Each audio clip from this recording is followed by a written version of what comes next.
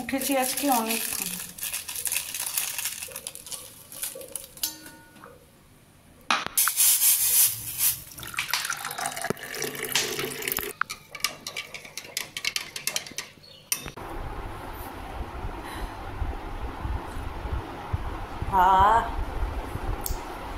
একটা black coffee যে কতটা শরীরে এনার্জি দেয়, যারা খাননি তারা অবশ্যই খাবেন, আর যারা খান তারা তো অবশ্যই জানেন।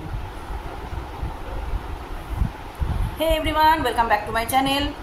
তো আজকে ঘরদোর ঝাড়াঝাড়ি হচ্ছে। এখন আমার সকাল হয়নি, সকাল আজকে হয়েছে হচ্ছে 6টা।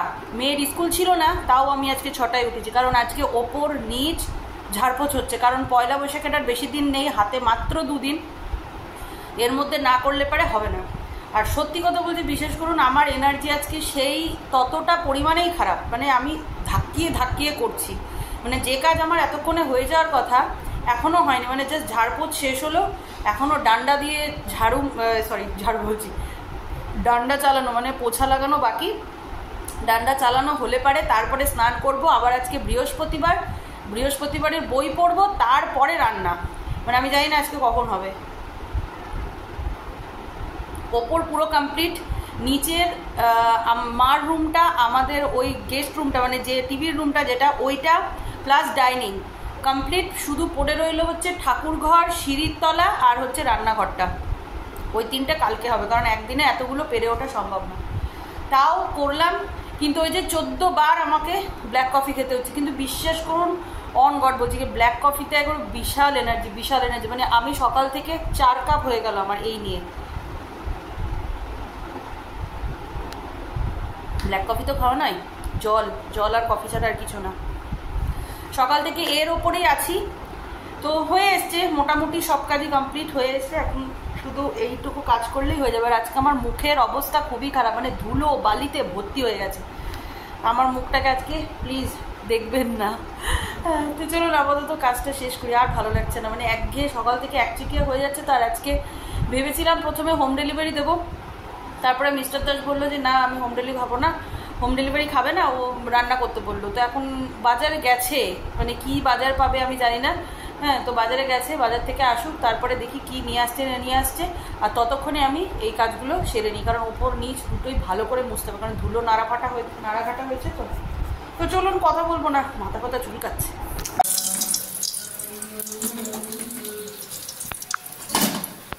মাছ ভাজা এখানে কমপ্লিট। শেষ বাজারে মাছের ডিমও পেয়েছে একটুখানি, তো নিয়ে এসছে। আর মাছের ডিম আমরা সবাই মোটামুটি খেতে ভালোবাসি। তো মাছের ডিমের ভাজা করব, মাছের ঝোল হবে, আর ডাল কালকের একটুখানি আছে, তো ওইটাই ভাবছি গরম করে নেবো। ওটা অলিকে দেবো না, অলি মাছের ঝোল আর ডিম দিয়ে হয়ে যাবে। ডিম ভাজা নেমে গেছে, গরম গরম ডিম ভাজা, এটা টেস্ট করে দেখা যাক।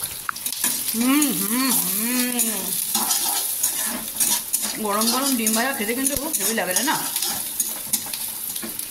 কিন্তু বেশি নেওয়া যাবে না, সব গোনাগুনতি করেছে। মিস্টার দাসও খেতে ভালোবাসে, অলিও ভালোবাসে, আর আমিও ভালোবাসি। তো এই হচ্ছে প্রবলেম। আর এখানে পেঁয়াজ ভাজা স্টার্ট করলাম। আর আজকে ঝিঙে দিয়ে আলু দিয়ে ঝোল করব, কাতলা মাছের ঝোল। ওই জন্য পেঁয়াজ হালকা ভাজা হয়ে গেছে, আর আলু আর ঝিঙেগুলো দিয়ে দিলাম, এগুলো ভাজবো। এদিকটায় না এলে জানতেই পারতাম না যে ঈদে এদিকটা এত সুন্দর করে সাজায়। কি সুন্দর লাগছে তাই না? ফোনে জানি ভালো উঠছে না। আজকে সকাল থেকেই ভাবছিলাম যে ঈদ স্পেশাল কি করা যায়। সকালে এত কাজের প্রেশার ছিল না, আর বানিয়েই উঠতে পারিনি। অলিকে যোগা ক্লাসে নিয়ে গেছিলাম, তখন ভাবলাম যে ঈদে সেমাই বানানো যাক। ঘরে তো সেমাই রয়েছেই, আর দুধ তো সবসময় ঘরে অ্যাভেলেবেল থাকেই। কিছু ড্রাই ফ্রুটস ফার্স্টে ঘিয়ে ভেজে নিলাম, নিয়ে বাটিটা না অত্যাধিক গরম হয়ে গেল, তাই গ্যাস থেকে সাইডে নেমে সেমাইটা দিলাম। সেমাইটাকে ভাজবো একটু লাল লাল করে। জানি একদম মোহামেডানগুলোর মতন হবে না, মানে ওরা আরও অনেক কিছু দেয়। আমি পুরো রেসিপিটা ওদের জানিও না, আর দেখে ওঠার সময়ও পাইনি আমি ইউটিউবে। তো ওই জন্য আমি যেরকমভাবে বানাই সেরকমভাবেই বানালাম। যেরকম ক্রিসমাস পালন করি ঠিক সেরকম ঈদটাকেও নিজেদের মধ্যে একটু পালন করার চেষ্টা করলাম। জানি এটা আমাদের ফেস্টিভ্যাল একদমই নয়, কিন্তু ক্রিসমাস যদি পালন করতে পারি তাহলে কেন ঈদ পালন করব না? আমি ঠিক বললাম তো? আপনারাই বলবেন। মুবারক! সবাই খুব ভালো করে ঈদ কাটান। অলির আর আমার তরফ থেকে আপনাদের সবাইকে ঈদ মুবারক। হয়তো বলতে অনেকটা দেরি হয়ে গেল, কারণ সকাল থেকে এত ব্যস্ত ছিলাম যে আমি উইশই করতে পারিনি আপনাদের। যাই হোক, একটু সেমাই বানালাম ঈদ স্পেশাল। আর অলি আর আমি সেমাই খেতে খুবই পছন্দ করি, তো ভাবলাম যে ঈদের দিনে একটুখানি মিষ্টি কিছু বানানো যাক, ওই জন্য বানালাম। আর এখন ওটা খাবো। আর মিস্টার দাসও আজকে বাড়িতে, ও সেমাইটা খেতে খুব একটা পছন্দ করে না, তো ওর জন্য তেলে ভাজা আনা হয়েছে পকোড়া, তো পকোড়া দিয়ে মুড়ি দিয়ে খাচ্ছে। যাই হোক, চলুন আপাতত এখন এটা খাবো। খেয়ে রাত্রেবেলা একটা স্পেশাল, মিস্টার দাস বললো যে আলু পরোটা বানাও, অনেক দিন আলু পরোটা বানানো হয় না, তো আজকে ভাবছি যে পেঁয়াজ টিয়াজ ফ্রাই করে আলুর পরোটা বানাবো। ঈদের স্পেশাল এই যে আমি এই জাস্ট সেমাই বানালাম, পুরো কাজু কিশমিশ পেস্তা আমন্ড দিয়ে। পেস্তা ছিল না, আমন্ড ছিল। আর এখানে মিস্টার দাস পকোড়ি নিয়ে এসছে, পকোড়ি আর হচ্ছে মুড়ি। তো ঈদ আমাদের বাড়িতেই হচ্ছে। আর এদিকে অলি রানী দেখুন, বলো সবাইকে উইশ করো। ঈদ মুবারক সবাইকে। বাহ, ঈদ মুবারক। কানে ফোন নিয়ে ঈদ মুবারক কে বলে? মুবারক হচ্ছে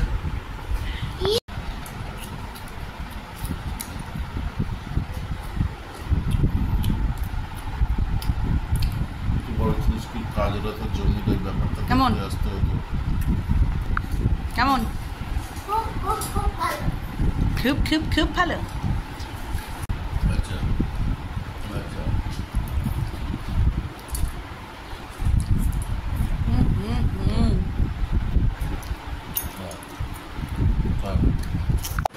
ঈদ স্পেশাল আমাদের রাতের ডিনার হচ্ছে আলুর পরোটা করব। তো অনেক দিন খাওয়া হয় না, মিস্টার দাস বললো তাহলে বানিয়ে ফেলো। তো ফার্স্টেই আমি আলুর পুরটা রেডি করব। তো আলু সেদ্ধ হয়ে গেছে, আর এদিকে জিরে, গোটা জিরে ফোড়ন দিয়ে রসুনগুলোকে একটু টস করে নিলাম, নিয়ে তারপরে পেঁয়াজটা দিলাম। পেঁয়াজগুলোকে ব্রাউন হওয়ার অপেক্ষা ওয়েট করব। পেঁয়াজ ব্রাউন হয়ে এলে তারপরে একটু নুন দিয়ে দেবো যাতে তাড়াতাড়ি ব্রাউন হয়ে যায় আর কি। তারপরে দিয়ে দেবো হচ্ছে টমেটো।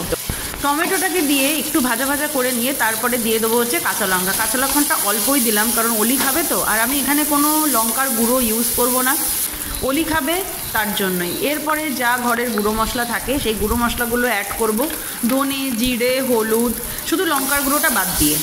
মশলাগুলোকেও ভালো করে নেড়ে নিয়ে তারপরে একটু টেস্টটা ব্যালেন্স করার জন্য হালকা আমি চিনি দিলাম, চিনিটা দিয়েই আমি আলুগুলোকে দিয়ে দেবো। আলুগুলোকে ভালো করে একদম ভাজা ভাজা ভাজা ভাজা করে নিতে হবে। একটু নাড়তে অসুবিধা হবে কারণ লেগে যাবে, কিন্তু তাও একদম ভাজা ভাজা করে নিতে হবে। এখানে নিয়ে নিয়েছি, এবার ময়দা মাখবো। তো এখানে আমি কাসুরি মেথি নিয়েছি, ধনেপাতা ছিল না তো তার জন্য। নুন চিনি আর একটু সাদা তেল দিয়েছি। টক দই দেওয়ার খুব ইচ্ছে ছিল, কিন্তু আমি না বাজার থেকে আনতেই ভুলে গেছি টক দইটা।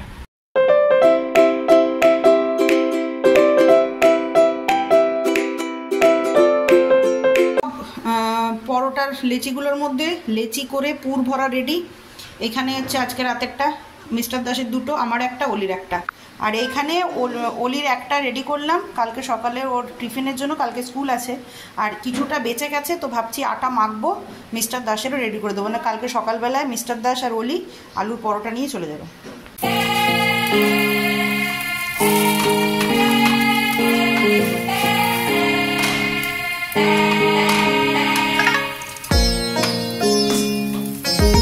নিয়ে নিয়েছি একই থালায়, মা মেয়ে দুজনারই নিয়ে নিয়েছি। আর অলি সস খেতে খুবই পছন্দ করে, তো ওর জন্যই একটুখানি সস নিয়েছি।